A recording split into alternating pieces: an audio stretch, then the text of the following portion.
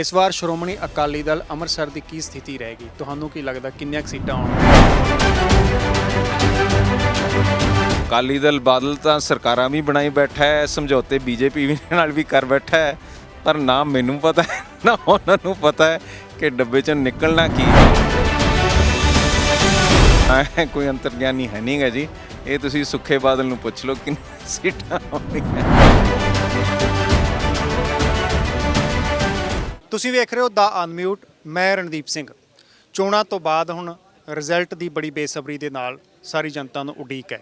ਕਿਹੜੀ ਪਾਰਟੀ ਬਾਜੀ ਮਾਰੇਗੀ, ਕਿਸ ਦੀ ਜਿੱਤ ਹੋਏਗੀ, ਕਿਸ ਦਾ ਮੁੱਖ ਮੰਤਰੀ ਬਣੇਗਾ, ਸਾਰੇ ਲੋਕ ਇਸ ਗੱਲ ਦੀ ਉਡੀਕ ਦੇ ਵਿੱਚ ਹਨ। ਫਿਲਹਾਲ ਸਾਡੇ ਨਾਲ ਸਰਦਾਰ ਸਿਮਰਨਜੀਤ ਸਿੰਘ ਮਾਨ ਦੇ ਬੇਟੇ ਇਮਾਨ ਸਿੰਘ ਮਾਨ ਮੌਜੂਦ ਨੇ, ਗੱਲਬਾਤ ਕਰਦੇ ਹਾਂ। ਮਾਨ ਸਾਹਿਬ, ਤੁਹਾਡਾ ਸਵਾਗਤ ਹੈ। ਵਾਹਿਗੁਰੂ ਖਾਲਸਾ ਵਾਹਿਗੁਰੂ ਜੀ ਫਤਿਹ। ਜੀ ਕਾ ਖਾਲਸਾ ਵਾਹਿਗੁਰੂ ਜੀ ਕੀ ਫਤਿਹ। ਇਸ ਵਾਰ ਤੁਹਾਨੂੰ ਕੀ ਲੱਗਦਾ ਹੈ ਤੁਹਾਡੀ ਪਾਰਟੀ ਕਿੰਨੀ ਕੁ ਮਜ਼ਬੂਤ ਹੋ ਕੇ ਨਿਕਲ ਰਹੀ ਹੈ? ਕਿਉਂਕਿ ਪਿਛਲੇ ਸਮੇਂ ਦੌਰਾਨ ਤੁਹਾਡੀ ਪਾਰਟੀ ਸ਼੍ਰੋਮਣੀ ਅਕਾਲੀ ਦਲ ਅੰਮ੍ਰਿਤਸਰ ਨੂੰ ਲੋਕਾਂ ਨੇ ਬਹੁਤਾ ਜ਼ਿਆਦਾ ਸਹਿਯੋਗ ਨਹੀਂ ਦਿੱਤਾ, ਪਰ ਇਸ ਵਾਰ ਤੁਹਾਡੇ ਹੱਕ ਦੇ ਵਿੱਚ ਹਵਾ ਬਣਦੀ ਨਜ਼ਰ ਆਈ। ਲਾਸਟ ਸਮੇਂ ਦੀਪ ਸਿੱਧੂ ਨੇ ਜਦੋਂ ਬਿਆਨ ਦਿੱਤਾ, ਉਸ ਤੋਂ ਬਾਅਦ ਲੋਕ ਤੁਹਾਡੇ ਵੱਲ ਨੂੰ ਹੋਏ। ਕੀ ਲੱਗਦਾ ਹੈ ਪਾਰਟੀ ਕਿੰਨੀ ਕੁ ਮਜ਼ਬੂਤ ਹੋਈ? ਜਦ ਦੀਪ ਸਿੰਘ ਸਿੱਧੂ ਜੀ ਇਲੈਕਸ਼ਨ ਤੋਂ ਪਹਿਲਾਂ ਸਾਡਾ ਕੋਈ ਉਹਨਾਂ ਨਾਲ ਤਾਲਮੇਲ ਨਹੀਂ ਸੀਗਾ।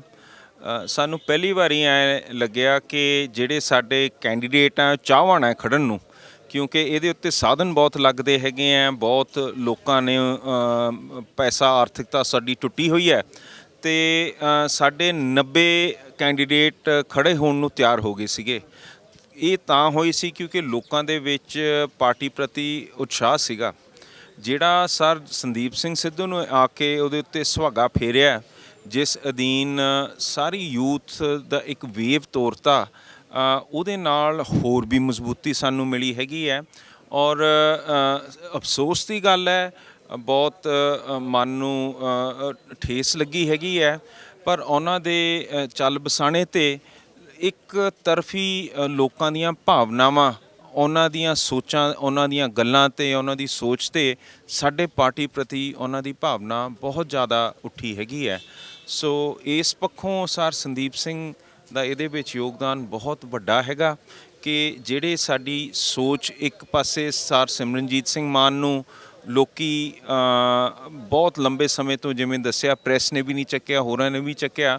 ਸਰ ਸੰਦੀਪ ਸਿੰਘ ਨੇ ਉਹ ਗੱਲ ਨੂੰ ਸਮਝਦੇ ਹੋਇਆਂ, ਅਪਣਾਉਂਦਿਆਂ ਹੋਇਆਂ ਇੱਕ ਸਰਲ ਤਰੀਕੇ ਨਾਲ ਯੂਥ ਨੂੰ ਉਹ ਮੈਸੇਜ ਪਹੁੰਚਾਤਾ, ਜਿਹਦੇ ਨਾਲ ਬਹੁਤ ਵੱਡੇ ਤਾਦਾਦ 'ਚ ਉਹ ਪਾਰਟੀ ਨਾਲ ਜੁੜੇ। ਸਿਮਰਨਜੀਤ ਸਿੰਘ ਮਾਨ ਨੂੰ ਲੋਕਾਂ ਨੇ ਪਹਿਲਾਂ ਸਹਿਯੋਗ ਨਹੀਂ ਦਿੱਤਾ। ਬਹੁਤ ਸਮਾਂ ਪਹਿਲਾਂ ਪਾਰਲੀਮੈਂਟ ਦੇ ਵਿੱਚ ਗਏ ਸਨ, ਲੋਕ ਟੁੱਟੇ ਰਹੇ। ਕੀ ਕਾਰਨ ਸੀ ਕਮਜ਼ੋਰੀ ਦੀ? ਕਿਉਂਕਿ ਸਿਮਰਨਜੀਤ ਸਿੰਘ ਮਾਨ ਖਾਲਿਸਤਾਨ ਦੀ ਆਵਾਜ਼ ਚੱਕਦੇ ਰਹੇ, ਦੀਪ ਸਿੱਧੂ ਨੇ ਵੀ ਪੰਜਾਬ ਦੇ ਹੱਕਾਂ ਦੀ ਗੱਲ ਕੀਤੀ। ਕੀ ਆਪਣੀ ਆਵਾਜ਼ ਤੁਸੀਂ ਲੋਕਾਂ ਤੱਕ ਸਹੀ ਢੰਗ ਨਾਲ ਪਹੁੰਚਾ ਨਹੀਂ ਸਕੇ? ਕੀ ਵਜ੍ਹਾ ਸੀ? ਦੀਪ ਸਿੱਧੂ ਨੇ ਉਸ ਆਵਾਜ਼ ਨੂੰ ਚੰਗੇ ਤਰੀਕੇ ਨਾਲ ਪਹੁੰਚਾਤਾ। ਜਦ ਪ੍ਰਧਾਨ ਸਾਹਿਬ ਦੀ ਜਿੱਤ ਹੋਈ ਸੀ, ਉਹਨਾਂ ਨੇ ਆਪਣੇ ਕੌਨਸਟੀਟਿਊਸ਼ਨਲ ਹੱਕਾਂ ਦੇ ਉੱਤੇ ਪਹਿਰਾ ਦਿੱਤੇ ਹੋਏ ਸਟੈਂਡ ਲਿੱਤੇ। ਉਸ ਸਮੇਂ ਇੰਨਾ ਜ਼ਬਰ ਸੀ ਸਰਕਾਰ ਦਾ ਕਿ ਉਹਨਾਂ ਨੇ ਡੇਲੀ ਕੋਟੇ SSP ਭਰਦੇ ਹੁੰਦੇ ਸੀਗੇ ਨੌਜਵਾਨਾਂ ਨੂੰ ਚੱਕ ਕੇ ਮਾਰਨ ਦੇ। ਇਹਦੇ ਉੱਤੇ ਇੰਨਾ ਜ਼ਿਆਦਾ ਪੰਜਾਬ ਦੇ ਉੱਤੇ ਸ਼ਿਕੰਜਾ ਟਾਈਟ ਕੀਤਾ ਹੋਇਆ ਸੀ ਕਿ ਲੋਕਾਂ ਦੀਆਂ ਚੀਕਾਂ ਨਿਕਲ ਰਹੀਆਂ ਸੀ।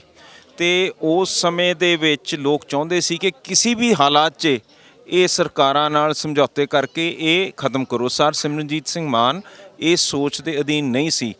ਲੋਕਾਂ ਨੇ ਉਹ ਪਾਰਟੀ ਜਿਹੜੇ ਸਮਝੌਤੇ ਕਰ ਸਕਦੇ ਸੀ ਸੈਂਟਰ ਨਾਲ, ਉਹਨਾਂ ਨਾਲ ਜੁੜ ਕੇ ਅੱਗੇ ਤੁਰੇ। ਜਦ ਉਹਨਾਂ ਦੀਆਂ ਸਰਕਾਰਾਂ ਪਿਛਲੇ 20-30 ਸਾਲਾਂ 'ਚ ਚੱਲੀਆਂ, ਉਹ ਜਿਹੜੇ ਸੈਂਟਰ ਪੱਖੀ ਸੋਚ ਵਾਲੇ ਸੀ, ਉਹਨਾਂ ਨੇ ਉਹ ਜ਼ਬਰ ਸਾਡੇ ਪਾਰਟੀ ਦੇ ਉੱਤੇ ਲਗਾਤਾਰ ਕੀਤਾ। ਸਾਡੇ ਜਥੇਦਾਰਾਂ ਨੂੰ ਹਰੇਕ 6 ਮਹੀਨੇ 'ਚ 2-3 ਵਾਰੀ ਜੇਲ੍ਹ ਭੇਜ ਦੇਣਾ, ਉਹਨਾਂ ਦੀ ਆਰਥਿਕਤਾ ਤੋੜ ਦੇਣੀ, ਉਹਨਾਂ ਦੇ ਉੱਤੇ ਕੇਸ ਪਾ ਦੇਣੇ ਹੈਗੇ, ਜਿਸ ਕਰਕੇ ਸਾਡੇ ਵਰਕਰਾਂ ਦੀ ਆਰਥਿਕਤਾ ਟੁੱਟੀ। ਸਾਡੇ ਪ੍ਰਧਾਨ ਸਾਹਿਬ ਨੂੰ ਤਕਰੀਬਨ 3 ਸਾਲ ਵਾਰ-ਵਾਰ ਉਹਨਾਂ ਦੇ ਉੱਤੇ ਕੇਸ ਪਾ ਕੇ 90 ਕੇਸ ਤੋਂ ਉੱਤੇ ਉਹਨਾਂ ਦਾ ਵੀ ਢਾਂਚਾ ਉਹਨਾਂ ਨੇ ਤੋੜਨ ਦਾ ਯਤਨ ਕੀਤਾ। ਔਰ ਇਹ ਜ਼ਬਰ ਅਧੀਨ, ਜਿੱਥੇ ਕੌਂਕੇ ਵਰਗੇ ਜਥੇਦਾਰ ਸਾਡੇ ਪਾਰਟੀ ਦੇ, ਉਹਨਾਂ ਨੂੰ ਜਾਨੋਂ ਵੀ ਮਾਰਤਾ। ਉਹ ਸਾਰਾ ਜ਼ਬਰ ਕਰਕੇ ਲੋਕਾਂ ਨੂੰ ਪਿੱਛੇ ਹਟਾਤਾ। ਅਗਲੇ ਐਂ ਕਹਿੰਦੇ ਸੀਗੇ ਕਿ ਕਾਹਨੂੰ ਪੰਗੇ ਲੈਣੇ ਹੈਗੇ ਆ, ਆਪਾਂ ਆਪਣਾ ਆਪਾਂ ਜਿਉਏ, ਆਪਾਂ ਪੈਸੇ ਕਮਾਈਏ, ਆਪਣੇ ਕੰਮਾਂ 'ਚ ਲੱਗੀਏ, ਇੱਧਰ ਸਾਡੇ ਉੱਤੇ ਜ਼ਬਰ ਹੋਊਗਾ ਤੇ ਲੋਕੀ ਉਸ ਤੋਂ ਬਚਦੇ ਹੋਏ ਪਿੱਛੇ ਹਟ ਗਏ। ਸੋ ਇਹ ਹੁਣ ਜਿਹੜਾ ਕਿਸਾਨੀ ਮੋਰਚਾ ਸੀ ਉਹਦੇ ਵਿੱਚ ਲੋਕਾਂ ਨੂੰ ਸਮਝ ਆ ਗਈ ਕਿ ਸਾਡੇ ਹੱਕਾਂ ਤੇ ਪਹਿਰਾ ਦੇਣਾ ਕਿੰਨੀ ਜ਼ਰੂਰੀ ਹੈ, ਕਿੰਨਾ ਜ਼ਰੂਰੀ ਹੈ, ਕਿੰਨਾ ਸਾਨੂੰ ਉਹਦੇ ਉੱਤੇ ਅਸਰ ਪੈਂਦਾ ਹੈਗਾ। ਤੇ ਮੁੜ ਇੱਧਰ ਨੂੰ ਜਿਹੜੀ ਸੋਚ ਤਬਦੀਲ ਹੋਈ ਹੈ ਆਮ ਸੰਗਤ ਦੀ, ਉਹਦਾ ਇੱਕ ਬਹੁਤ ਵੱਡਾ ਰੂਪ ਸਰ ਸੰਦੀਪ ਸਿੰਘ ਸਿੱਧੂ ਸੀਗੇ, ਜਿਨ੍ਹਾਂ ਨੇ ਪ੍ਰਧਾਨ ਸਾਹਿਬ ਦੀ ਗੱਲ ਸਮਝ ਕੇ ਉਹ ਗੱਲ ਮੁੜ ਕੇ ਸੰਗਤ ਦੇ ਨਾਲ ਅਟੈਚ ਕੀਤੀ। ਦੀਪ ਸਿੱਧੂ ਤੇ ਪਹਿਲਾਂ ਸਵਾਲ ਵੀ ਉੱਠਦੇ ਰਹੇ, ਕਿਸੇ ਨੇ ਦੀਪ ਸਿੱਧੂ ਨੂੰ ਗਦਾਰ ਕਿਹਾ, ਕਿਸੇ ਨੇ ਕੁਝ ਕਿਹਾ। ਦੀਪ ਸਿੱਧੂ ਨੂੰ ਲੱਗਾ ਕਿ ਸਿਮਰਨਜੀਤ ਸਿੰਘ ਮਾਨ ਉਹਨਾਂ ਦੀ ਸੋਚ ਦੇ ਨਾਲ ਮਿਲਦੇ ਜੁਲਦੇ ਨੇ। ਜੋ ਦੀਪ ਸਿੱਧੂ ਨੇ ਪੰਜਾਬ ਦੇ ਹੱਕਾਂ ਦੀ ਗੱਲ ਕੀਤੀ, ਉਹ ਹੱਕਾਂ ਦੀ ਗੱਲ ਸਿਮਰਨਜੀਤ ਸਿੰਘ ਮਾਨ ਪਿਛਲੇ ਸਮੇਂ ਤੋਂ ਕਰਦੇ ਆਏ ਸਨ। ਸ਼ਾਇਦ ਇਸ ਕਰਕੇ ਦੀਪ ਸਿੱਧੂ ਸਿਮਰਨਜੀਤ ਸਿੰਘ ਮਾਨ ਦੀ ਸਟੇਜ ਤੇ ਜਾ ਕੇ ਉਹਨਾਂ ਦੇ ਲਈ ਹੱਥ ਦੇ ਵਿੱਚ ਕਿਰਪਾਨ ਫੜ ਕੇ ਵੋਟ ਦੀ ਮੰਗ ਕਰਦੇ ਨੇ। ਦੀਪ ਸਿੱਧੂ ਸੰਸਾਰ ਤੋਂ ਚਲੇ ਗਏ। ਜਦੋਂ ਉਹਨਾਂ ਦੀ ਅੰਤਿਮ ਅਰਦਾਸ ਹੋਈ ਤਾਂ ਪ੍ਰਧਾਨ ਸਾਹਿਬ ਨੇ ਕਿਹਾ ਇਹ ਅੰਤਿਮ ਅਰਦਾਸ ਨਹੀਂ ਹੈ, ਲੋਕ ਉਹਨਾਂ ਨੂੰ ਹਮੇਸ਼ਾ ਹੀ ਯਾਦ ਕਰਦੇ ਰਹਿਣਗੇ। ਉਸ ਦਿਨ ਇੱਕ ਵੱਡੀ ਗੱਲ ਕਹੀ ਸੀ ਕਿ ਇੰਟਰਨੈਸ਼ਨਲ ਲੈਵਲ ਦੇ ਉੱਪਰ ਉਹਨਾਂ ਦੀ ਜਿਹੜੀ ਮੌਤ ਹੋਈ ਹੈ ਉਸ ਦੀ ਜਾਂਚ ਹੋਣੀ ਚਾਹੀਦੀ ਹੈ। ਉਸ ਦੇ ਲਈ ਤੁਸੀਂ ਕੋਈ ਅਗਲਾ ਕਦਮ ਪੱਟਿਆ ਜਾਂ ਉਹ ਬਿਆਨ ਤੱਕ ਹੀ ਸੀਮਿਤ ਰਹਿ ਗਿਆ? ਅਸੀਂ ਲਗਾਤਾਰ ਵਕੀਲਾਂ ਨਾਲ ਰਾਏ ਕਰ ਰਹੇ ਹਾਂ ਔਰ ਸਾਡੇ ਜਿਹੜੇ ਬਾਹਰਲੇ ਪਾਰਟੀ ਦੇ ਮੈਂਬਰ ਹੈ ਉਹ ਵੀ ਇਸ ਗੱਲ ਦੇ ਉੱਤੇ ਪੜਤਾਲ ਕਰ ਰਹੇ ਹੈ ਕਿ ਕਿਸ ਰੂਪ 'ਚ ਅਸੀਂ ਇਹਨੂੰ ਇਨਵੈਸਟੀਗੇਟ ਕਰਾ ਸਕੀਏ। ਮੇਰੀ ਅਪੀਲ ਹੈ ਕਿ ਜਿਹੜੇ ਵੀ ਬਾਹਰ ਵਸਨੀਕ ਹੈ ਉਹ ਆਪਣੇ ਸਰਕਾਰਾਂ ਨੂੰ, ਆਪਣੇ ਐਡਮਿਨਿਸਟ੍ਰੇਸ਼ਨ ਨੂੰ ਚਿੱਠੀਆਂ ਲਿਖਣ, ਪ੍ਰੈਸ਼ਰ ਪਾਉਣ, UN ਤੇ ਚਿੱਠੀਆਂ ਲਿਖਣ, ਤਾਂ ਕਿ ਜਿਵੇਂ ਅਮਰੀਕਾ ਹੈਗਾ, ਯੂਰੋਪੀਅਨ ਯੂਨੀਅਨ ਹੈ, ਉਹਦੇ ਵਿੱਚ ਇਹ ਗੱਲ ਉੱਠੇ, ਬ੍ਰਿਟਾਨੀਆ 'ਚ ਉੱਠੇ ਕਿ ਇਹ ਇਨਵੈਸਟੀਗੇਸ਼ਨ ਕਰਨ ਵਾਲੀ ਚੀਜ਼ ਹੈ। ਕਿਉਂਕਿ ਇਤਿਹਾਸਿਕ ਤੌਰ ਤੇ ਜੇ ਦੇਖੋ ਹਰਿਆਣਾ ਦੇ ਵਿੱਚ ਹੋਂਦ ਚਿੱਲੜ ਇੱਕ ਪਿੰਡ ਪੂਰਾ ਦਾ ਪੂਰਾ ਸਿੱਖਾਂ ਦਾ ਖਤਮ ਕਰਤਾ ਸੀਗਾ। 1984 'ਚ ਕਤਲੇਆਮ ਹੋਇਆ, ਉਹਦੀ ਇਨਵੈਸਟੀਗੇਸ਼ਨ ਵਿੱਚੋਂ ਕਿਸੇ ਨੂੰ ਵੀ ਨਹੀਂ ਜ਼ਿੰਮੇਵਾਰ ਫੜਿਆ ਗਿਆ ਹੈਗਾ। ਜਿਹੜੀ ਮੈਡਲਿਨ ਆਲਬ੍ਰਾਈਟ ਸੀਗੀ, ਜਿਹੜੀ secretary of state bill Clinton ਦੀ ਸੀ, ਉਹਨੇ ਆਪਣੇ ਕਿਤਾਬ 'ਚ ਲਿਖਿਆ ਹੈਗਾ ਕਿ ਜਦ ਅਸੀਂ ਭਾਰਤ ਆਏ, ਬਿਲ ਕਲਿੰਟਨ ਦਾ ਬਿਆਨ ਸੀਗਾ ਕਿ ਉਰੇ ਚਿੱਟੀ ਸਿੰਘਪੁਰਾ ਦੇ ਵਿੱਚ ਜਿਹੜੇ ਸਿੱਖ ਮਾਰੇ ਗਏ ਸੀ, ਘਰੋਂ ਕੱਢ ਕੇ ਉਹਨਾਂ ਦਾ ਕਤਲੇਆਮ ਕੀਤਾ ਗਿਆ ਸੀ, ਉਹ ਕਿਸੇ ਮੁਜਾਹਿਦੇ ਨੇ ਕੀਤਾ, ਉਹ ਹਿੰਦੂ ਟੈਰਰਿਸਟ ਨੇ ਜਾ ਕੇ ਕੀਤਾ ਸੀਗਾ। ਤੇ ਉਨੀ ਦੇਰ ਸਾਨੂੰ ਇਹ ਨਹੀਂ ਸੀ ਪਤਾ ਕਿ ਸਾਨੂੰ ਉੱਥੇ ਕਿੰਨੇ ਮਾਰਿਆ ਹੈਗਾ। ਅਸੀਂ ਵੀ ਸੋਚਦੇ ਸੀ ਕਿ ਕੋਈ ਮੁਜਾਹਿਦੀਨ ਜਾਂ ਕਿਸੇ ਹੋਰ ਨੇ ਮਾਰਿਆ। ਇਹ ਬਿਲ ਕਲਿੰਟਨ ਨੇ ਆ ਕੇ ਸਾਨੂੰ ਸਮਝਾਇਆ ਸੀਗਾ ਕਿ ਨਹੀਂ, ਇਹ ਹਿੰਦੂ ਟੈਰਰਿਸਟ ਨੇ ਕੀਤਾ ਹੈਗਾ। ਸੋ ਅਸੀਂ ਇਸ ਗੱਲ ਤੋਂ ਚੁਕੰਨੇ ਹਾਂ ਕਿ ਜਿਹੜਾ ਸਟੇਟ ਹੈ ਉਹ ਸਾਨੂੰ ਮਾਰਨ ਤੇ ਹਰੇਕ ਉਪਰਾਲਾ ਵਰਤਦਾ ਹੈਗਾ। ਉਸਨੇ ਪਹਿਲਾਂ ਵੀ ਇਹ ਕੰਮ ਕੀਤਾ ਹੋਇਆ ਹੈਗਾ ਔਰ ਇਹ ਹੁਣ ਵੀ ਹੋ ਸਕਦਾ ਹੈ। ਅਸੀਂ ਭਾਈ ਖਾਲੜਾ ਵਰਗਿਆਂ ਨੂੰ ਯਾਦ ਰੱਖਦੇ ਹੈਗੇ ਆ, ਅਸੀਂ ਭਾਈ ਕੌਂਕੇ ਵਰਗਿਆਂ ਨੂੰ ਯਾਦ ਰੱਖਦੇ ਹਾਂ ਜਿਨ੍ਹਾਂ ਨਾਲ ਇਹ ਬੀਤ ਚੁੱਕੀ ਹੈ, ਜਿਸ ਕਾਰਨ ਅਸੀਂ ਬੀਤੇ ਹੋਏ ਦੇ ਉੱਤੇ ਇਹ ਮੰਗ ਕਰ ਰਹੇ ਹੈਗੇ ਆ। ਅਸੀਂ ਕੋਈ ਅਫਵਾਹ ਉਠਾਉਣ ਵਾਸਤੇ ਨਹੀਂ ਕਰ ਰਹੇ, ਅਸੀਂ ਇਹਦੇ ਬਾਰੇ ਸੀਰੀਅਸ ਹਾਂ, ਸਾਨੂੰ ਇਹਦੇ ਉੱਤੇ ਸ਼ੱਕ ਹੈ। ਰਿਜ਼ਲਟ ਦੀ ਗੱਲ ਕਰਦੇ ਹਾਂ, ਚੋਣ ਰਿਜ਼ਲਟ ਆਉਣ ਵਾਲਾ ਹੈ, ਸਭ ਨੂੰ ਬੇਸਬਰੀ ਨਾਲ ਉਡੀਕ ਹੈ। ਇਸ ਵਾਰ ਸ਼੍ਰੋਮਣੀ ਅਕਾਲੀ ਦਲ ਅੰਮ੍ਰਿਤਸਰ ਦੀ ਕੀ ਸਥਿਤੀ ਰਹੇਗੀ? ਤੁਹਾਨੂੰ ਕੀ ਲੱਗਦਾ ਕਿੰਨੀਆਂ ਸੀਟਾਂ ਆਉਣਗੇ? ਕਾਫੀ ਹੱਦ ਤੱਕ ਲੋਕ ਤੁਹਾਡੇ ਨਾਲ ਜੁੜੇ ਵੀ ਹੈ। ਪਹਿਲਾਂ ਦੇ ਮੁਕਾਬਲੇ ਇਸ ਵਾਰ ਲੋਕਾਂ ਦੇ ਵਿੱਚ ਤੁਹਾਡੀ ਪਾਰਟੀ ਦੇ ਪ੍ਰਤੀ ਹਮਦਰਦੀ ਵੀ ਸੀ, ਸ਼ਾਇਦ ਦੀਪ ਸਿੱਧੂ ਦੇ ਬੋਲਾਂ ਤੋਂ ਬਾਅਦ। ਕੀ ਲੱਗਦਾ ਹੈ ਕਿੰਨੀਆਂ ਸੀਟਾਂ ਜਾਣਗੇ ਤੁਹਾਨੂੰ? ਅਮਰਗੜ੍ਹ ਸੀਟ ਦੇ ਉੱਪਰ ਤਾਂ ਲੋਕ ਕਹਿ ਰਹੇ ਨੇ ਕਿ ਮਾਨ ਸਾਹਿਬ ਜਿੱਤਣਗੇ, ਤੁਹਾਡੀ ਆਪਣੀ ਸੀਟ ਫਤਿਹਗੜ੍ਹ ਸਾਹਿਬ, ਜਾਂ ਹੋਰ ਕਿੰਨੀਆਂ ਸੀਟਾਂ ਆ ਸਕਦੀਆਂ? ਅਕਾਲੀ ਦਲ ਬਾਦਲ ਤਾਂ ਸਰਕਾਰਾਂ ਵੀ ਬਣਾਈ ਬੈਠਾ ਹੈ, ਸਮਝੌਤੇ ਬੀਜੇਪੀ ਵੀ ਨਾਲ ਵੀ ਕਰ ਬੈਠਾ ਹੈ, ਪਰ ਨਾ ਮੈਨੂੰ ਪਤਾ ਹੈ ਨਾ ਉਹਨਾਂ ਨੂੰ ਪਤਾ ਹੈ ਕਿ ਡੱਬੇ 'ਚੋਂ ਨਿਕਲਣਾ ਕੀ। ਸਾਨੂੰ ਤਾਂ ਇਹ ਸ਼ੱਕ ਹੈ ਕਿ ਡੱਬੇ ਟੈਂਪਰ ਪ੍ਰੂਫ ਨਹੀਂ ਹੈਗੇ, ਇਹਨਾਂ ਦੀ ਹੈਕਿੰਗ ਹੋ ਸਕਦੀ ਹੈ, ਇਹਨਾਂ ਦੀ ਸਿਕਿਉਰਿਟੀ ਹੋਣੀ ਚਾਹੀਦੀ ਹੈ ਤੇ ਸਾਨੂੰ ਭਰੋਸੇਮੰਦ ਨਤੀਜੇ ਨਿਕਲਣੇ ਚਾਹੀਦੇ ਹੈ। ਤੇ ਮੈਂ ਕੋਈ ਅੰਤਰਗਿਆਨੀ ਹੈ ਨਹੀਂ ਗਾ ਜੀ, ਇਹ ਤੁਸੀਂ ਸੁੱਖੇ ਬਾਦਲ ਨੂੰ ਪੁੱਛ ਲਓ ਕਿੰਨੀਆਂ ਸੀਟਾਂ ਆਉਣੀਆਂ।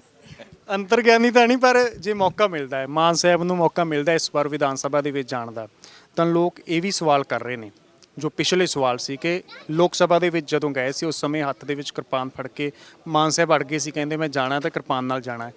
ਇਸ ਵਾਰ ਵੀ ਕਾਨੂੰਨ ਤਾਂ ਉਹੀ ਹੈ ਕਿ ਮਾਨ ਸਾਹਿਬ ਇਸ ਵਾਰ ਵੀ ਅੜਨਗੇ, ਜੇਕਰ ਉਹਨਾਂ ਨੂੰ ਮੌਕਾ ਮਿਲਦਾ ਹੈ, ਉਹ ਜਿੱਤਦੇ ਨੇ ਤਾਂ। ਜਦ ਉਹ ਧਾਰਾ 25 ਤੁਸੀਂ ਐਕਸਪਲੇਨੇਸ਼ਨ ਪੜ੍ਹਦੇ ਹੋ ਉਹਦੇ ਵਿੱਚ ਸਪਸ਼ਟ ਲਿਖਿਆ ਕਿ Sikhs are allowed to wear, ਜਿਹੜੀ ਛੋਟੀ ਕਿਰਪਾਨ ਹੈ, ਐਂਡ ਕੈਰੀ, ਜਿਹੜੀ ਵੱਡੀ ਕਿਰਪਾਨ ਹੈਗੀ ਹੈ। ਸੋ ਪ੍ਰਧਾਨ ਸਾਹਿਬ ਆਪਣੇ ਹੱਕਾਂ ਦੇ ਉੱਤੇ ਪਹਿਰਾ ਦਿੰਦੇ ਹੋਏ ਉੱਥੇ ਪਾਰਲੀਮੈਂਟ ਗਏ ਸੀ, ਪਾਰਲੀਮੈਂਟ ਨੇ ਡਿਨਾਈ ਕੀਤਾ। ਇੱਥੇ ਜਿਹੜੇ ਸਾਡੇ ਸਿਆਸਤਦਾਨ ਸੀ, ਟੌੜਾ ਸਾਹਿਬ, ਬਾਦਲ ਸਾਹਿਬ ਵਰਗੇ, ਉੱਥੇ ਸਟੇਜਾਂ 'ਤੇ ਖੜ੍ਹ ਕੇ ਕਹਿੰਦੇ ਸੀ ਮਾਨ ਨੇ ਗਟਕਾ ਖੇਡਣਾ ਸੀ, ਪਰ ਇਹ ਹੱਕ ਦੀ ਗੱਲ ਸੀਗੀ, ਆਪਣੇ ਰਾਈਟਸ ਦੀ ਗੱਲ ਸੀ, ਉਹਦੇ ਉੱਤੇ ਇੱਕ ਪਹਿਰਾ ਦਿੱਤਾ ਸੀ। ਸੋ ਉਸ ਤੋਂ ਬਾਅਦ ਜਦ ਸੰਗਰੂਰ ਤੋਂ ਜਿੱਤੇ ਸਰ ਸਿਮਰਨਜੀਤ ਸਿੰਘ ਮਾਨ, ਅਸੀਂ ਪਹਿਲਾਂ ਅਕਾਲ ਤਖਤ ਸਾਹਿਬ ਨੂੰ ਅਪਰੋਚ ਕੀਤਾ। ਅਸੀਂ ਉੱਥੇ ਜਾ ਕੇ ਬੇਨਤੀ ਕੀਤੀ ਕਿ ਜੀ ਪਿਛਲੀ ਵਾਰੀ ਅਸੀਂ ਆਹ ਹੱਕ ਅਜ਼ਮਾਉਂਦੇ ਹੋਏ ਉੱਥੇ ਗਏ ਸੀਗੇ, ਸਾਨੂੰ ਮਨਾ ਕੀਤਾ, ਹੁਣ ਅਕਾਲ ਤਖਤ ਸਾਹਿਬ ਦਾ ਕੀ ਹੁਕਮ ਹੈ? ਕਹਿੰਦੇ ਤੁਸੀਂ ਉਦੋਂ ਠੀਕ ਸੀਗੇ ਤੇ ਹੁਣ ਤੁਸੀਂ ਜਾ ਕੇ ਪਾਰਲੀਮੈਂਟ 'ਚ ਜਾ ਕੇ ਐਂਟਰੀ ਕਰਨੀ ਹੈਗੀ ਹੈ। ਸੋ ਸਿੱਖਾਂ ਨੇ ਆਪਣਾ ਲਿਖਿਆ ਹੋਇਆ ਹੱਕ ਗਵਾ ਕੇ ਮਾਨ ਸਾਹਿਬ ਨੂੰ ਦੂਜੀ ਵਾਰੀ ਜਿਤਾ ਕੇ ਪਾਰਲੀਮੈਂਟ 'ਚ ਭੇਜਿਆ। ਜਿਹੜੀਆਂ ਸਪੀਚਾਂ ਤੁਸੀਂ ਅੱਜ ਵੀ ਦੇਖ ਸਕਦੇ ਹੋ। ਸੋ ਇਹ ਸੈਟਲਡ ਮੈਟਰ ਹੈਗਾ। ਸਿੱਖ ਚਾਹੁੰਦੇ ਨਹੀਂ ਕਿ ਉਹ ਆਪਣੇ ਹੱਕ ਦੇ ਉੱਤੇ ਪਹਿਰਾ ਦੇਣ। ਤੁਹਾਨੂੰ ਨਹੀਂ ਲੱਗਦਾ ਉਸ ਦਾ ਨੁਕਸਾਨ ਬਹੁਤ ਹੋਇਆ ਸ਼੍ਰੋਮਣੀ ਅਕਾਲੀ ਦਲ ਅੰਮ੍ਰਿਤਸਰ ਨੂੰ? ਵਾਰ-ਵਾਰ ਇਹੀ ਗੱਲ ਚੱਕੀ ਜਾਂਦੀ ਰਹੀ ਕਿ ਮਾਨ ਸਾਹਿਬ ਤਾਂ ਅੜ ਜਾਂਦੇ ਆ ਜਾ ਕੇ। ਅਸੀਂ ਤਾਂ ਝੱਲਾਂਗੇ, ਪਰ ਜਿਹੜਾ ਨੌਜਵਾਨ ਤੁਹਾਡਾ ਪੇਪਰ ਦੇਣ ਜਾਂਦਾ ਹੈ ਤੇ ਕੜੇ ਨੂੰ ਲਾਉਣ ਨੂੰ ਕਹਿੰਦਾ ਹੈ, ਜਿਹੜੀ ਬੀਬੀ ਦੇ ਸਿਰ ਦੇ ਉੱਤੇ ਕੇਸਕੀ ਲਾਉਣ ਨੂੰ ਕਹਿੰਦੇ ਆ, ਉਹ ਕੌਮ ਨੇ ਆਪਦਾ ਨੁਕਸਾਨ ਜ਼ਰੂਰ ਕੀਤਾ। ਸਾਨੂੰ ਤਾਂ ਚਲੋ ਹਾਰਾਂ ਜਿੱਤਾਂ ਬਣੀਆਂ ਹੋਈਆਂ। ਯੂਕਰੇਨ ਮਸਲੇ ਦੇ ਉੱਪਰ ਸਿਮਰਨਜੀਤ ਸਿੰਘ ਮਾਨ ਦਾ ਬਿਆਨ ਆਇਆ ਕਿ ਉੱਥੇ ਜਿਹੜੇ ਸਿੱਖ ਨੌਜਵਾਨ ਨੇ ਉਹਨਾਂ ਨੂੰ ਲੜਨਾ ਚਾਹੀਦਾ ਹੈ ਜਿਨ੍ਹਾਂ ਨੇ ਉੱਥੋਂ ਦਾ ਨਮਕ ਖਾਧਾ ਹੈ। ਬੜੇ ਲੋਕਾਂ ਨੇ ਇਸ ਦੇ ਉੱਪਰ ਮਜ਼ਾਕ ਵੀ ਉਡਾਇਆ, ਕਿਸੇ ਨੇ ਵੱਖਰੇ ਢੰਗ ਨਾਲ ਕੋਈ ਬਿਆਨ ਦਿੱਤਾ, ਕਿਸੇ ਨੇ ਕਿਸੇ ਤਰੀਕੇ ਨਾਲ ਉਸ ਦੇ ਉੱਪਰ ਚੁਟਕੀ ਲਈ। ਹੁਣ ਕੀ ਲੱਗਦਾ ਹੈ, ਮਾਨ ਸਾਹਿਬ ਨੇ ਇਹ ਵੀ ਬਾਤ ਦੇ ਵਿੱਚ ਕਿਹਾ ਕਿ ਮੈਂ ਤੇ ਮੇਰਾ ਬੇਟਾ ਇਮਾਨ ਸਿੰਘ ਮਾਨ ਉੱਥੇ ਜਾਣਗੇ ਜੇਕਰ ਸਾਨੂੰ ਵੀਜ਼ਾ ਮਿਲਦਾ ਹੈ। ਹੁਣ ਚਰਚਾ ਇਸ ਗੱਲ ਦੀ ਮੁੜ ਛਿੜਪੀ ਹੈ ਕਿ ਯੂਕਰੇਨ ਦੇ ਵੱਲੋਂ ਤਾਂ ਹੁਣ ਸੱਦਾ ਦਿੱਤਾ ਜਾ ਰਿਹਾ ਹੈ। ਹੁਣ ਤੁਹਾਡਾ ਕੀ ਜਵਾਬ? ਕਿੱਥੇ ਦਿੱਤਾ ਹੈ ਜੀ? ਮੈਨੂੰ ਦੇ ਦਿਓ, ਮੈਂ ਚਲੇ ਜਾਂਦਾ ਜੀ, ਇਸ 'ਚ ਕੋਈ ਪ੍ਰੋਬਲਮ ਨਹੀਂ ਹੈਗੀ। ਮੈਨੂੰ ਜਰਾ ਉਹਦਾ ਵੇਰਵਾ ਪੱਕੇ ਹੱਥੋਂ ਦੇ ਦਿਓ ਕਿ ਕਿੱਥੇ ਉਹਨਾਂ ਨੇ ਕਿਹਾ। ਮੀਡੀਆ ਦੇ ਵਿੱਚ ਚਰਚਾ ਹੈ ਕਿ ਯੂਕਰੇਨ ਅੰਬੈਸੀ ਦੇ ਵਿੱਚ ਕੋਈ ਕਾਲ ਕਰ ਸਕਦਾ ਹੈ। ਤੁਸੀਂ ਕਾਲ ਕੀਤੀ ਹੈ? ਜੋ ਲੋਕਾਂ ਦਾ ਸਵਾਲ ਹੈ, ਮੈਂ ਉਹ ਸਵਾਲ ਤੁਹਾਡੇ ਤੱਕ ਰੱਖਾਂ। ਹਾਂ, ਕਾਲ ਅਸੀਂ ਕੀਤੀ ਹੈ, ਅਸੀਂ ਉੱਥੇ ਤਾਈਂ ਅਪਰੋਚ ਕੀਤੀ ਹੈਗੀ ਹੈ। ਹਜੇ ਤੱਕ ਤਾਂ ਉਹਨਾਂ ਨੇ ਖੋਲ੍ਹੇ ਨਹੀਂ ਹੈਗੇ, ਪਰ ਇਹ ਨਹੀਂ ਮੁੱਦਾ ਹੈਗਾ। ਮੁੱਦਾ ਇਹ ਹੈ ਕਿ ਅਸੀਂ ਜਿਹੜੇ ਧਰਮ ਨਾਲ ਸੰਬੰਧਿਤ ਹੈ, ਉਹਦਾ ਇਤਿਹਾਸ ਇਹ ਹੈ ਕਿ ਜਦ ਹਿੰਦੂ ਕਸ਼ਮੀਰ 'ਚ ਪੰਡਿਤ ਸੀਗੇ, ਉਹਨਾਂ ਦੇ ਹੱਕਾਂ ਦੇ ਉੱਤੇ ਜ਼ਬਰ ਹੋ ਰਿਹਾ ਸੀਗਾ, ਤਾਂ ਗੁਰੂ ਤੇਗ ਬਹਾਦਰ ਸਾਹਿਬ ਨੇ ਉਹਨਾਂ ਦਾ ਹੱਥ ਫੜ ਕੇ ਦਿੱਲੀ ਤਾਈਂ ਗਏ ਸੀਗੇ ਔਰ ਉਹਨਾਂ ਦੇ ਹੱਕਾਂ 'ਤੇ ਪਹਿਰਾ ਦਿੰਦਿਆਂ ਹੋਇਆਂ ਉਹਨਾਂ ਨੇ ਆਪਣਾ ਸੀਸ ਦੇਣਾ ਵੀ ਕਬੂਲ ਕਰਤਾ ਸੀਗਾ। ਪ੍ਰਧਾਨ ਸਾਹਿਬ ਉਸ ਇਤਿਹਾਸ ਨੂੰ ਮੁੱਖ ਰੱਖਦੇ ਹੁੰਦੇ ਆਪਣੇ ਸਿੱਖ ਭਰਾਵਾਂ ਨੂੰ ਕਹਿ ਰਹੇ ਹਾਂ ਕਿ ਜੇ ਰਸ਼ੀਆ ਨੇ ਉਰੇ ਜ਼ਬਰ ਕੀਤਾ, ਰਸ਼ੀਆ ਨੇ ਉਹਦੇ ਉੱਤੇ ਇਨਵੇਜਨ ਕਰਕੇ ਹੱਕਾਂ 'ਤੇ ਹਮਲਾ ਕੀਤਾ, ਤਾਂ ਸਾਡਾ ਇਤਿਹਾਸ, ਸਾਡੀ ਸੋਚ, ਸਾਡੀ ਫਲਸਫਾ ਇਹ ਕਹਿੰਦਾ ਹੈ ਕਿ ਭਾਵੇਂ ਉਹ ਕਿਸੇ ਹੋਰ ਦੇ ਹੈ, ਤੁਹਾਨੂੰ ਖੜ ਕੇ ਉੱਥੇ ਪਹਿਰਾ ਦੇਣਾ ਚਾਹੀਦਾ ਹੈ। ਸੋ ਜਿਹੜੀ ਮਾਨ ਸਾਹਿਬ ਦੀ ਅਪੀਲ ਹੈ ਉਹ ਇਤਿਹਾਸਿਕ ਤੌਰ 'ਤੇ, ਧਾਰਮਿਕ ਤੌਰ 'ਤੇ ਹੈਗੀ ਹੈ। ਜਿਹੜੇ ਮਖੌਲ ਕਰਨ ਵਾਲੇ ਹੈ ਉਹ ਪਤਾ ਨਹੀਂ ਕਿਹੜੀ ਸੋਚ ਅਧੀਨ ਕਰ ਰਹੇ ਹੈਗੇ ਹੈ ਕਿ ਕੋਈ ਆਪਣੇ ਪੁੱਤ ਨੂੰ ਮਰਵਾਏ ਨਾ ਮਾਰੇ। ਪਰ ਅਸੀਂ ਤਾਂ ਸਰਬੰਸਦਾਨੀ ਨੂੰ ਯਾਦ ਕਰਦੇ ਹਾਂ, ਜਿਨ੍ਹਾਂ ਦੇ ਨੌਜਵਾਨ ਸਾਹਿਬਜ਼ਾਦਿਆਂ ਨੇ, ਸਾਡੇ ਕੌਮੀ ਸ਼ਹੀਦਾਂ ਨੇ, ਜਿਨ੍ਹਾਂ ਦੇ ਅਸੀਂ ਇਕੱਠ ਕਰਦੇ ਹਾਂ। ਸ਼ਾਇਦ ਮਖੌਲ ਕਰਨ ਵਾਲੇ ਉਹਨਾਂ ਇਕੱਠਾਂ 'ਚ ਵੀ ਆਉਂਦੇ ਹੈਗੇ ਆ। ਅਸੀਂ ਤਾਂ ਉਸ ਇਤਿਹਾਸ ਨੂੰ ਮੁੱਖ ਰੱਖਦੇ ਹੋਏ ਆਪਣੇ ਸਿੱਖਾਂ ਨੂੰ ਉਹ ਯਾਦ ਕਰਾਇਆ ਹੈਗਾ ਕਿ ਹੱਕ ਹਕੂਕ 'ਤੇ ਪਹਿਰਾ ਦੇਣਾ ਸਾਡਾ ਕੌਮੀ ਫਰਜ਼ ਹੈ। ਧਾਰਮਿਕ ਤੌਰ ਤੇ ਹੀ ਮਾਨ ਸਾਹਿਬ ਦਾ ਮਕਸਦ ਸੀ ਦੱਸਣਾ, ਆਪਣਾ ਇਤਿਹਾਸ ਯਾਦ ਕਰਾਉਣਾ, ਜਾਂ ਇਸ ਦੇ ਪਿੱਛੇ ਹੋਰ ਵੀ ਕੋਈ ਵਿਚਾਰਧਾਰਾ ਹੈ, ਕੋਈ ਹੋਰ ਵੀ ਵਿਚਾਰ ਇਸ ਦੇ ਪਿੱਛੇ? ਜੇ ਤੁਸੀਂ ਯਾਦ ਕਰੋ ਕਿ ਦਮਿਤਰੀ ਉਸਤਨੋਵ ਜਿਹੜਾ ਡਿਫੈਂਸ ਮਿਨਿਸਟਰ ਸੀਗਾ USSR ਦਾ, ਉਹਨੇ ਆ ਕੇ ਇੰਦਰਾ ਗਾਂਧੀ ਨੂੰ ਸਲਾਹ ਦਿੱਤੀ ਸੀ ਕਿ ਤੁਸੀਂ ਫੌਜ ਨੂੰ ਪੰਜਾਬ 'ਚ ਪਾਕਿਸਤਾਨ ਦੇ ਹਮਲੇ 'ਚ ਵਾੜੋ। ਉਹ ਫੌਜ ਜਦ ਲੰਘੂਗੀ, ਜਿਹੜੇ ਵੀ ਸਿੱਖ ਤੁਹਾਡੇ ਬਰਖਲਾਫ ਖੜੇ ਹੈ ਉਹਨਾਂ ਨੂੰ ਵੱਢਦੇ ਜਾਓ ਜੰਗ ਦੇ ਰੂਪ ਦੇ ਵਿੱਚ। ਇਸੇ ਤਰ੍ਹਾਂ ਰਸ਼ੀਆ ਨੇ ਅੱਜ ਉਹੀ ਪਲੇਬੁੱਕ ਅਪਣਾਈ ਹੈ ਕਿ ਯੂਕਰੇਨ ਦੇ ਅੰਦਰ ਵੜ ਜਾਓ। ਜਿਹੜੇ ਉੱਥੇ ਐਂਟੀ ਰਸ਼ੀਆ ਸੋਚ ਰੱਖਦੇ ਆ, ਨੀਟੋ ਨਾਲ ਜੁੜਨਾ ਚਾਹੁੰਦੇ ਆ, ਉਹਨਾਂ ਦੀਆਂ ਲਿਸਟਾਂ ਤਿਆਰ ਕੀਤੀਆਂ ਹੋਈਆਂ, ਉਹਨਾਂ ਦੇ ਐਲੀਮੀਨੇਸ਼ਨ ਸਕੁਆਡ ਤਿਆਰ ਕੀਤੇ ਹੋਏ ਆ, ਜਿਵੇਂ ਆਪਰੇਸ਼ਨ ਵੁੱਡਰੋਜ਼ ਹੋਇਆ, ਜਿਵੇਂ ਆਪਰੇਸ਼ਨ ਬਲੂ ਸਟਾਰ ਹੋਇਆ। ਸੋ ਇਹ ਕੋਈ ਨਵੀਂ ਇੱਥੇ ਦੀ ਸੋਚ ਨਹੀਂ ਹੈਗੀ ਜਿਹੜੀ ਇਹ ਰਸ਼ੀਆ ਅੱਜ ਯੂਕਰੇਨ 'ਚ ਚਲਾ ਰਿਹਾ ਹੈਗਾ। ਸਾਨੂੰ ਇਹ ਦਿਖ ਚੁੱਕੀ ਹੈ, ਅਸੀਂ ਇਹ ਹੰਢਾ ਚੁੱਕੇ ਹਾਂ ਤੇ ਇਸ ਕਰਕੇ ਅਸੀਂ ਇਸ ਪਲੇਬੁੱਕ ਦੇ ਜਾਣੂ ਹੈ। ਧੰਨਵਾਦ ਮਾਨ ਸਾਹਿਬ ਤੁਹਾਡਾ, ਤੁਸੀਂ ਟਾਈਮ ਕੱਢਿਆ। ਇਹ ਸਨ ਇਮਾਨ ਸਿੰਘ ਮਾਨ, ਸਰਦਾਰ ਸਿਮਰਨਜੀਤ ਸਿੰਘ ਮਾਨ ਦੇ ਸੁਪੁੱਤਰ, ਜਿਨ੍ਹਾਂ ਨੇ ਸਾਡੇ ਨਾਲ ਗੱਲਬਾਤ ਕੀਤੀ ਹੈ। ਇਹਨਾਂ ਦਾ ਕਹਿਣਾ ਹੈ ਕਿ ਚੋਣਾਂ ਹੋ ਚੁੱਕੀਆਂ ਨੇ, ਰਿਜ਼ਲਟ ਨੇੜੇ ਨੇ, ਇਹਨਾਂ ਨੂੰ ਵੀ ਉਸੇ ਤਰ੍ਹਾਂ ਉਡੀਕ ਹੈ ਜਿਵੇਂ ਸਭ ਨੂੰ ਉਡੀਕ ਹੈ, ਪਰ ਪਟਾਰੇ ਦੇ ਵਿੱਚੋਂ ਕੀ ਨਿਕਲੇਗਾ ਇਹ ਹਾਲੇ ਕੁਝ ਕਿਹਾ ਨਹੀਂ ਜਾ ਸਕਦਾ। ਭਾਵੇਂ ਕਿ ਹਰੇਕ ਪਾਰਟੀ ਦਾਅਵੇ ਕਰ ਰਹੀ ਹੈ ਕਿ ਉਹ ਸਰਕਾਰ ਬਣਾਏਗੀ, ਪਰ ਸ਼੍ਰੋਮਣੀ ਅਕਾਲੀ ਦਲ ਅੰਮ੍ਰਿਤਸਰ ਕੋਈ ਦਾਵਾ ਨਹੀਂ ਕਰਦਾ, ਇਹ ਤਾਂ ਰਿਜ਼ਲਟ ਆਉਣ ਤੇ ਹੀ ਪਤਾ ਚੱਲੇਗਾ। ਨਾਲ ਇਹਨਾਂ ਨੇ ਯੂਕਰੇਨ ਮਸਲੇ ਦੇ ਉੱਪਰ ਵੀ ਆਪਣਾ ਸਪਸ਼ਟੀਕਰਨ ਦਿੱਤਾ ਹੈ। ਕੈਮਰਾਮੈਨ ਪਰਮਿੰਦਰ ਦੇ ਨਾਲ ਰਣਦੀਪ ਸਿੰਘ ਦਾ ਅਨਮਿਊਟ, ਚੰਡੀਗੜ੍ਹ।